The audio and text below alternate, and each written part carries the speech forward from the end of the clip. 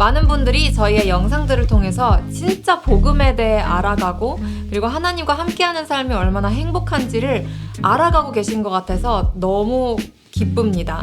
오늘의 사연은 어떻게 하면 하나님과 더 인격적인 관계로 들어갈 수 있나에 대한 사연이라 오늘 한번 다뤄보도록 하겠습니다. 안녕하세요, 썬리아님. 매주 영상 잘 챙겨보고 있습니다. 육아와 연결성 학교로 많이 바쁘실 텐데 청년들에게 필요한 귀한 메시지들을 영상으로 꾸준하게 전해주셔서 감사합니다. 지난 주일 설교 때 목사님께서 주님께 말하는 방법은 기도이고 주님이 하시는 말씀을 듣는 방법은 성경을 읽는 것이라고 이야기하셨어요. 저도 기도와 말씀 묵상이 중요한 것은 아는데 이것이 형식적인 절차가 아니라 주님과의 인격적인 관계로 이어지려면 구체적으로 어떻게 해나가야 하는 걸까요? 저는 부끄럽지만 성경 통독을 해본 적이 없고 그렇다 보니 말씀을 읽고 싶을 때 관련 주제에 대한 말씀을 어떻게 찾아서 읽는 건지 잘 모르겠습니다.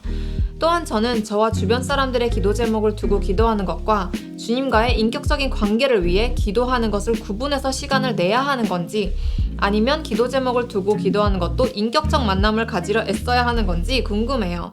만약 인격적인 만남 안에서 주님과 대화하듯 모든 주제를 다룬다면 시간이 오래 걸릴 것 같은데 기도 시간이나 형식에 대한 팁이 있을까요? 추가적으로 개인 예배가 중요하다는 것을 썬리안님을 통해 알게 된 뒤 몇 번 시도했었는데 10분, 20분 정도 기도하는 동안 뭔가가 머리에 스쳐 지나가거나 마음에 남는 말이 있긴 하지만 이게 정말 주님이 하신 말씀인지 확신이 생기지 않더라고요. 제 안엔 주님을 도구로 여기는 중심이 아직 있어서 즉각적인 답을 얻고 싶은 마음이 잘 내려놓아지지 않네요. 저도 이번 한 번을 위해 주님을 이용하는 게 아니라 창조주이신 주님이 제 아버지 되시는 게 비교도 안 될 만큼 값진 것임을 머리로는 알지만 삶에서 적용하는 게 너무너무 어려워요. 개인 예배가 잘 뚫리지 않다 보니 점점 실천 자체를 안 하게 되는 것 같아 속상한 마음입니다. 저의 이런 마음을 주님이 아시는 것인지 기도할 때 얻는 은혜보다 삶에서 깨달음을 주시는 순간이 많은 것 같아요. 예를 들면 아주 스무스한 방식으로 북한 및 선교지에 대한 관심을 가지게 하시고 미래 세대를 섬기는 주일학교 교사를 지원하게 하시더라고요. 섬기는 자리가 많은 사람에게 사랑받을 수 있고 이를 통해 제가 살아나는 경험을 할 수 있음을 알게 하셨어요. 양방향 소통은 아닐 수 있지만 주님이 제 삶에서 일하는 게 느껴지니 이런 식으로 관계를 이어가는 것도 좋은 일이라고 봐도 될까요? 라고 사연을 보내주셨습니다. 네, 오늘도 아주 감사합니다. 진짜 이 사연자님의 진심으로 정말 주님과 인격적인 관계를 원하는 그 마음이 느껴져서 일단 맞아요. 너무너무 좋았고요. 너무너무 칭찬해드리고 싶고 그리고 사연자님이 진짜 이 방향으로 나아갔을 때 얼마나 살아나게 될지도 좀 기대가 되는 것 같아요. 점점 예수님을 더 알게 될 거예요. 이 방향으로 지금 계속 가시다 보면. 저는 우선 이 사연을 읽으면서 가장 먼저 말해주고 싶었던 것은 너무 이 기도 시간, 뭔가 예수님과 관계에 있어서 형식, 뭔가 틀 이런 거에 너무 집중하지 않았으면 좋겠어요. 우리가 누군가와 관계를 가질 때 내가 친구를 만나든 내가 연인을 만나든 우리는 이렇게만 해야 해. 이렇게 해야만 우리의 관계가 좋아질 수 있어. 그러니까 이렇게 정해놓고 하지 않잖아요. 그러니까 인격적이라는 의미가 내가 정말 이 사람을 이렇게 따뜻하게 사랑으로 대하고 그러니까 이런 뜻이 담겨있기 때문에 양방향 교류가 있고 그렇지. 그래서 내가 이렇게 해야만 이거를 좀 내려놓고 정말 이게 관계라는 게 또 사람마다 다르고 우리 각자가 또 맞는 스타일도 다르고 이걸 맞춰가는 시간이 또 다르고 이 커플마다 다르고 그러니까 이렇기 때문에 사연자님과 예수님과의 그 고유한 관계를 찾아 나가면 좋겠다. 그리고 예수님과 함께 발맞춰 가면 좋겠다라고 말씀드리고 싶어요. 답은 없다. 그래서 저희가 이전 영상에서도 언급을 했었지만 사연자님이 이제 예수님과의 관계를 어떤 형식보다는 연애를 시작해보자, 예수님과. Yes. 이 방향으로 나아가면 좋겠어요. 내가 연애를 할 때 어떻게 상대방에게 다가가는지, 어떤 마음으로 상대방을 대하는지, 그리고 상대방이 나한테 어떻게 해줬으면 좋겠는지. 그러니까 이런 것들을 차근차근 예수님한테 물어보면서 다가가는 게 중요한 것 같아요. 그냥 내가 어떤 기도 제목을 두고 예수님 저는 이거를 응답을 받아야 합니다. 이게 아니라 예수님한테서 듣는 시간. 그래서 예수님 그냥 처음은 이렇게 예수님 저에 대해서 어떻게 생각하세요? 예수님은 저를 얼마나 사랑하세요? 예수님 저를 사랑하긴 하세요? 사랑한다면 저에게 좀 알려주세요. 제가 진심으로 예수님의 마음을 알고 싶어요.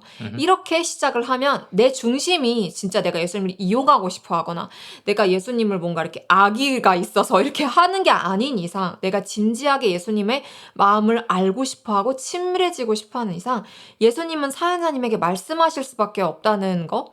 그래서 지금 계속 하는 이야기가 이 울타리 지금 사연을 읽다 보면은 울타리가 딱 있는 게 느껴져요. 예수님 시간이 딱 있고 네. 맞아. 영적인 시간이 딱 있고 그리고 나머지 일상이 있는데 이런 형식이 딱 갖춰져 있어서 이렇게 딱 할 때에는 지금 여기서만 하나님이 일하시는 거고 나머지 순간들은 또 아닌 건지 이렇게 구분이 되어 있는 이런 걸 저희가 흔히 이원론이라고 하죠. 하나님의 시간이 딱 정해져 있고 그 외의 시간은 하나님 밖에 나만의 시간이고 경계선이 있는 것 자체가 이상한 거라는 거예요. 연인과 우리가 그렇게 하지 않잖아요. 자, 이제 우리가 연애를 할 건데 자, 너가 나한테 카톡할 수 있는 시간은 딱 이 시간이야.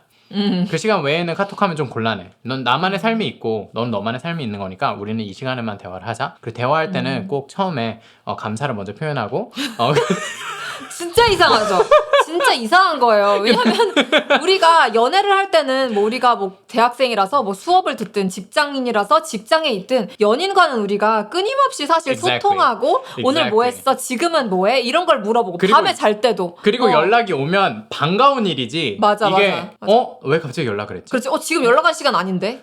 이러지 않잖아요. 그러니까 만약에 내가 이렇게 대한다면 이거는 진짜 사랑이 없는 관계겠죠. 네, 뭔가 이용하고 싶은 도구라든지 형식이라든지 뭔가 정말 서로 이익만을 위해서 잠깐 그냥 함께하는 사이인 건지 내가 예수님에게 대하는 거를 다른 사람에게 대한다고 하면 생각을 해보세요. 이게 물론 하나님을 대하는 거다 보니까 내가 사람에게 대하는 거랑 똑같이 하나님에게 대입할 수는 없는 거겠지만 내가 하나님에게 대하는 것을 사람에게 대입해 봤을 때 너무나 이상한 부분들이 지금처럼 저희가 맞아. 잠깐 보여드렸지만 너무 이상하잖아요. 근데 이런 거를 조금이라도 내가 딱 리플렉트를 해본다면 약간 조금 더 생각을 해보고 돌아본다면 이런 부분이 좀 정상적인 건 아닐 수 있겠구나라는 걸 우리가 느낄 수 있을 거예요. 이렇게 저희가 적용해 볼 수 있는 큰 원리가 인격적인 관계라는 이 키워드 속에 대입해보는 거예요. 내가 지금 예수님하고 1대1 인격적인 관계를 하고 있는 게 맞나? 아니면 수단적인 관계인가? 형식적인 관계인가? 서로의 그냥 이익만을 위해서 서로 그냥 비즈니스 관계처럼 내가 이걸 줄 테니 너는 이걸 주고 이런 관계인가? 그래서 강조하게 되는 게 연인 관계라는 거예요. 연인 관계라는 거를 딱 예수님하고 대입해보면 어디가 이상한지 딱 드러나요. 대상화라는 말 저희 많이 하게 돼요. 우리가 연인과 연인 사이에서도 이 대상화하는 마음은 나의 이기심을 위해 내 욕심과 내가 원하는 걸 위해 상대방을 조종하고 상대방에게 어떻게 내가 원하는 걸 얻을 수 있을지 이런 것만 생각하면서 잔머리를 굴리고 상대방을 이용하는 이런 형식이 얼마나 안 좋은 건지를 사람과 딱 대입해보면 이걸 알 수 있어요. 이거는 잘못된 연애다. 그런데 예수님하고 많은 사람들이 그러고 있거든요. 근데 이런 것들을 통해서 우리가 계속 재점검하고 조율하는 과정들이 필요해요. 이 부분에서 좀 내가 잘못한 거구나. 그럼 다시 좀 더 관계적으로 내가 대해보려고 노력을 해야겠다. 그렇지, 우리가 연애를 할 때 뭐 카톡하는 시간 정해놓는 것도 아니고 아니 연락을 많이 하면 얘 나 좋아하나 보네 이러면서 더 반갑고 더 좋은 일인 거지. 내가 일상 속에서도 내가 일상적인 모든 활동을 할 때 나 지금 베이커리 왔어, 나 지금 식당 왔어, 나 지금 잠깐 편의점 왔어, 다 이야기하고 싶고 다 나누고 싶고 공유하고 싶고 그때 내가 봤던 것들 이런 거 되게 웃겼다, 이런 거 되게 요즘 물가가 너무 올랐더라 막 이런 얘기들부터 시작해서 막 이런 거 다 그냥 얘기할 수 있는 건데 예수님하고는 이거 나중에 이 시간에 큐티 시간에 그치, 이야기해야지. 그치. 제가 그래서 드리고 싶은 지금 첫 번째 적용점은 예수님과 카톡하세요. 카톡한다는 이거를 예수님과 딱 대입해보면 어때요? 언제 어디서나 이야기해보라는 거예요. 지금도 이야기한 게 저는 키가 기도할 때 얻는 은혜보다 삶에서 깨달음을 주시는 순간이 많은 것 같아요 라고 말씀해 주셨어요. 일상이 돼야 되는 거예요.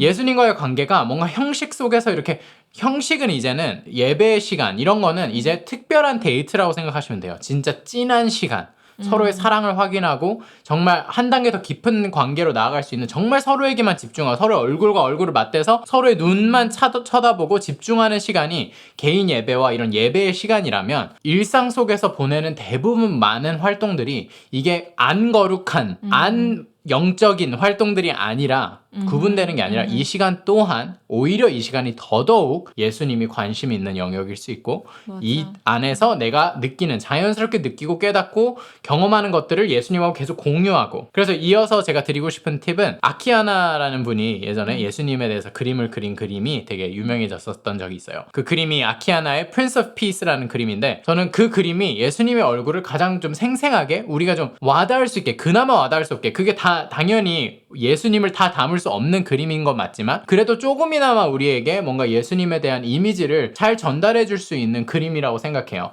근데 그런 거를 저는 화면에 띄워놓고 진짜 예수님하고 앉았다고 내가 상상해 보면서 이게 막 이거 너무 바보짓 아니야? 라고 원래 예수님과 관계하는 거는 세상에 봤을 때는 바보짓이라고 느껴질 수 있지만 그게 진짜 지혜로운 일인 거잖아요. 예수님을 띄워놓고 진짜 예수님하고 내가 지금 눈을 마주하고 예수님이 내 방 안에 지금 딱 들어왔다면 무슨 말을 하고 싶을까? 또 예수님은 나에게 어떤 이야기를 하고 싶을까? 이런 게 다 관계적인 접근인 거예요. 그래서 예수님하고 관계적인 대화를 많이 해야 돼요. 뭐 나의 고민들이나 이런 것들 이야기하는 것도 관계적인 틀 안에서 나오면 자연스러운 일이지만 그것만 있으면 이상한 거겠죠? 우리가 연인과의 관계에서 내 고민만 얘기하지 않잖아요. 정말 스쳐가는 생각들도 내 사소한 생각들 하지만 그 모든 틀의 가장 중요한 핵심은 뭐예요? 서로를 향한 마음을 나누는 게 가장 중요한 시간이죠. 나와 예수님도 서로를 향한 마음에 집중하는 게 너무 중요한 부분일 거예요. 맞아요. 그래서 저도 이 부분에 대해서 기도할 때 얻는 은혜보다 삶에서 깨달음을 주는 순간이 많은 것 같아요 해서 저는 이거를 읽으면서 예수님이 진짜 사연자님의 삶에 계속 선한 거를 보여주려고 하시는구나. 계속 소통을 하려고 하시고 계속 보여주려고 하시고 너가 정말 나와 함께 이 삶을 만들어낸다면 너 진짜 행복할 거야. 너 진짜 좋을 거야. 이거를 너무 알려주고 싶어 하시고 사연자님과 더 깊은 관계로 들어가고 싶어 하신다는 거를 보여주는 부분들이라고 생각을 해요. 그래서 이거를 이제 사연자님이 더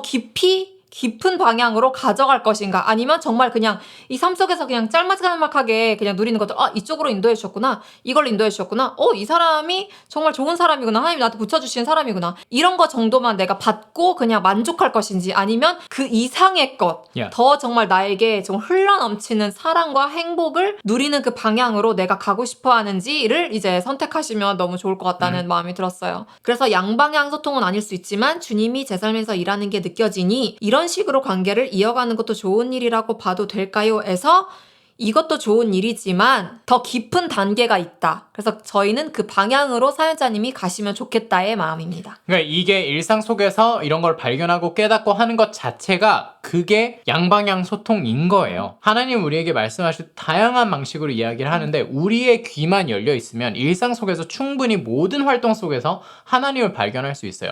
내가 이제 일상을 갈 때 아침에 눈을 떠서 밤에 잠이 들기까지 내가 마주하는 모든 것 속에 예수님을 떠올리려고 생각해 보세요. 예수님 여기에 대해서 예수님의 생각은 어때요? 예수님의 흔적은 이 안에 뭐가 있나요? 이거에 대해서는 예수님은 어떻게 생각하시나요? 이러면서 계속 예수님하고 카톡을 하듯이 예수님하고 소통을 하는 사람은 일상 속에서 예수님을 계속 누리게 되는 거예요. 그래서 또 제가 강조하고 싶은 건 성경, 기독교, 기도, 예배 이 모든 것의 중심이 예수님이에요. 예수님을 빼놓고 성경을 이야기한다는 건 말도 안 되는 거고요. 예수님을 빼놓고 예배, 기독교, 말씀 다 모든 우리의 종교 활동들은 예수님이 중심이 있을 때에만 의미가 있는 거지 그렇지 않았을 때는 사실 진짜 아무 의미가 없게 되는 거예요. 예수님이 의미가 있는 거지 우리의 종교 행위가 종교심이 의미가 있는 게 아니에요. 예수님이 중심이 되면요. 그러면 성경이 읽고 싶어져요.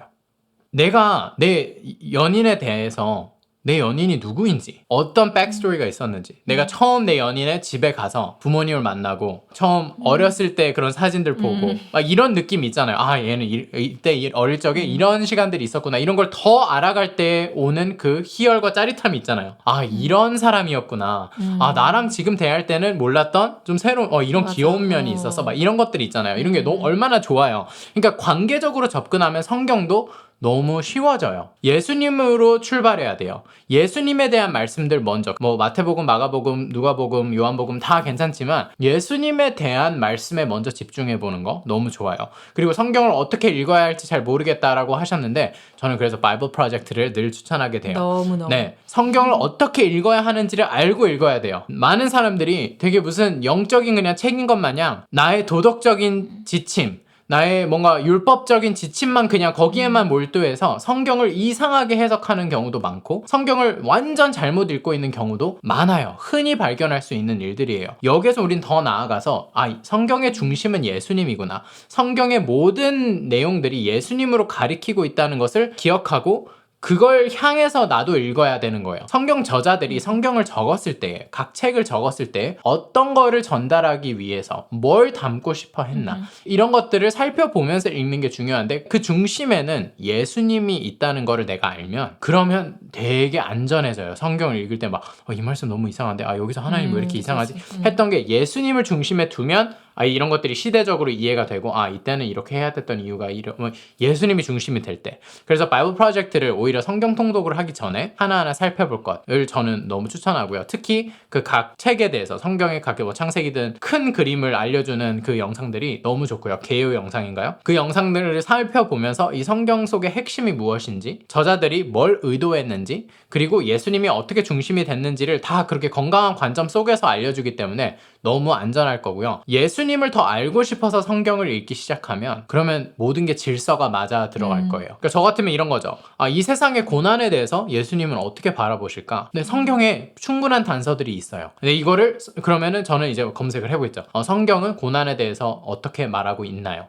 그것만 검색해봐도 얼마나 나오는 게 많고, 요즘은 챗GPT 같이 이렇게 좋은 툴들이 많으니까 그런 것들을 내가 딱 큰 그림과 큰 가치관과 관점을 갖고 있는 상태에서 이런 거 하나하나를 살펴보면 너무 안전하고 재밌고 더 관심이 가고, 그래서 이런 말씀이 있었어 하면서 그 말씀의 문맥을 더 알고 싶어. 바이블 프로젝트 영상도 보고 그 전후로 어떤 말씀들이 적혀 있는지, 그 말씀이 적힌 의도가 무엇인지, 맥락은 무엇인지, 문화는 무엇인지, 시대적 배경은 무엇인지, 이런 걸 알고 싶어서 이렇게 하나하나 살펴보게 돼야 하는 거지. 성경을 읽어야지만 너가 거룩한 사람이 될 수 있어.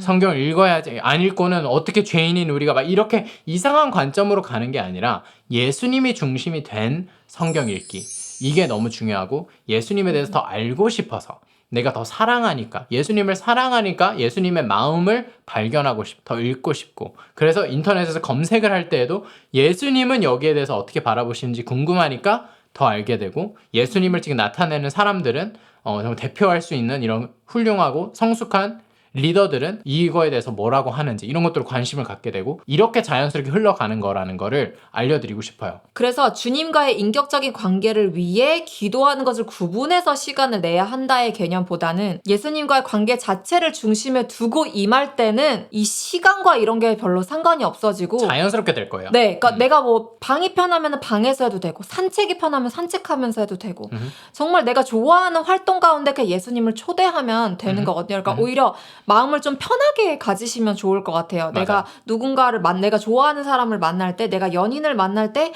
내가 막 너무 막 긴장하고 내가 잘해야 돼 이런 마음보다는 나를 잘 아는 사람을 만나는 거니까 내가 좀 더 편하게 임할 수 있는, 그러니까 그 방향을 가장 중점에 두고 임하면 좋겠다. 그래서 그게 되면은 이제 여기에서 말한 뭐 나에 대한 기도, 가족과 친구, 뭐 공동체, 사회, 선교지를 위한 기도, 막 이거는 살짝 옆으로 둬야 돼요. 네, 왜냐면은, 지금은 옆으로 둬야 돼요. 왜냐면 내가 지금 아직 예수님과 인격적인 관계가 없는데, 이거에 대해서 물론 기도의 파워가 엄청나죠. 중보기도의 파워는 엄청나지만 내가 먼저 이게 세워져야지 이 나머지 기도들이 더 권세가 있게 나오게 의미가 되는 것 생기는 같아요. 거죠. 예수님과의 관계가 있을 때 이 활동들이 의미가 있는 거지. 예수님과의 관계가 없는데 이 활동들에만 몰두하다 보면 정작 나는 몇십 년 크리스천인데 정작 맹아리가 없어요. 그렇죠. 네, 그러다 또 한순간에 번아웃이 올 무너져. 수도 있는 거고, 왜 안 들어주시지? 막 이렇게 되는 거니까. 왜 우리 주변에 이런 크리스천들이 많나? 막 한순간에는 엄청 불타오른다고 생각했는데 그 다음에 보니까 막 예수님을 완전 에이티스트가 되고 무신론자가 되어 있고, 뭐 하나님 엄청 원망하는 사람이 되고, 엄청 쓴마음 돼 있고, 오히려 기독교인들을 손가락질하면서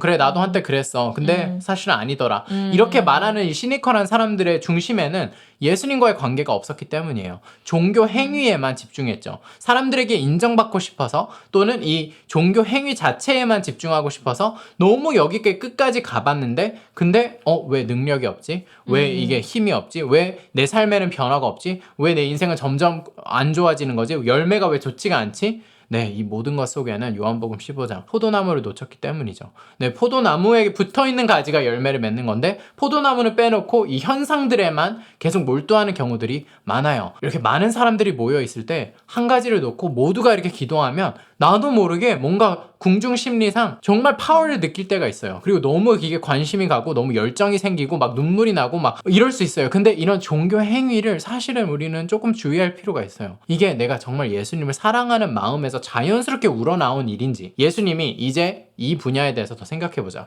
북한 선교에 대해서 더 생각을 해보자, 불우한 사람들에 대해서 더 생각을 해보자, 이렇게 자연스럽게 나를 이끌어가면 이게 나에게 맞는 건데, 그리고 의미가 있고 능력이 있고 그 안에는 엄청난 열매들이 많이 맺힐 거예요. 근데 그게 아닌데 억지스럽게 내가 뭐 종교 행위, 사역을 해야 돼, 당연히 하나님이 좋아하실 테니까 하면서 하나님을 단정짓고, 이런 모든 것들이 되게 함정이에요. 이게 종교의 함정이고 우리가 주의해야 돼요. 예수님과의 관계 속에 자연스럽게 흘러나오는 것을 할 땐 기쁨이 있어요.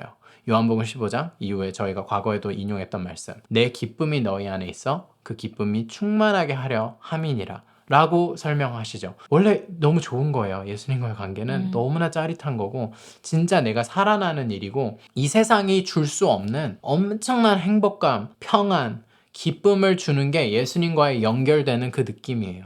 그리고 그 친밀감이에요. 그래서 그것에 집중하셨으면 좋겠어요. 사연자님이 예수님에게 집중하셨으면 좋겠어요. 예수님의 관계, 연인을 대하듯이 내가 예수님을 대하는 연습을 하셨으면 좋겠고, 일상의 모든 활동 속에 예수님을 초대하는, 예수님의 마음을 찾아가는, 예수님의 흔적들을 발견하는, 그렇게 해서 이원론이 다 무너지고 내 시간에, 내 24/7이 다 예수님과 함께 있는. 연인과도 똑같잖아요. 저희가 연인이 있을 때 그 사람이랑 가족 이야기도 하고 직장 이야기도 해야 되고 취미 얘기도 해야 되고 여러분의 열정에 대한 이야기도 해야 되고 친구 관계 이야기도 해야, 피곤해서 어떻게 해요 연애를?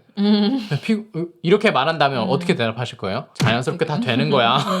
자연스럽게 다 되는 거고 너무 즐거운 일이야. 다 하나하나 이렇게 공유할 때마다 얼마나 좋고 이게 좋은 일이지 피곤한 일이 아니라는 거예요.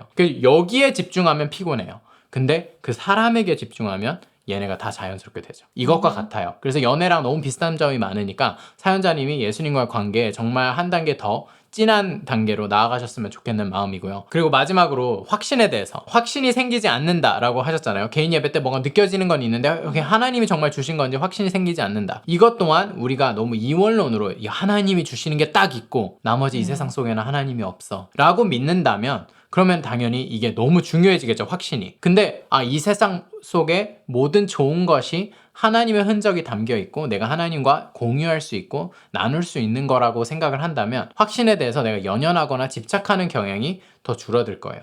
여기 힘 좀 빼도 돼요. 내가 너무 확신에 연연할 필요 없어요. 이게 정확한 하나님에게서만 온 건지 아니면 아닌 건지, 여기에 연연하기보다 확신은 가면 갈수록 생기는 거예요. 그 사람과 친밀해지면 친밀해질수록 상대방에 대해서 더 알게 되고 그 사람 스타일을 알게 되고 말투도 알게 되고 성향도 알게 되고, 이런 걸 알게 되면 알게 될수록 그 사람이 눈빛만 보내도 이제 알게 되는 그런 것들 있죠.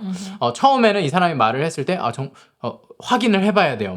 그걸 말했을 때 너의 의도가 뭐였어? 왜냐면 나는 사실 너가 그렇게 말했을 때 좀 이런 생각들이 들더라고. 그러면 상대방이 얘기를 하겠죠. 나는 그렇게 얘기를 할 때 전혀 내 의도는 그런 게 아니었고. 이런 과정들, 자연스러운 관계 속에 있는 이런 과정들이 예수님하고도 있어야 돼요. 맞아. 그러니까 제가 그 하나님의 음성을 처음 들었을 때의 그 영상을 보시면 저도 뭔가 희미하게 하나님 말씀하신 건가 하는 확신이 없었지만 하나님이 상황을 통해서, 사람을 통해서 말씀해 주신 경험이 있거든요. 그러니까 그런 것처럼 진짜 이거는 자연스럽게 하나님이 보여주시는 거지 내가 바로 확신을 얻는 경우는 지금도 저희는 없다.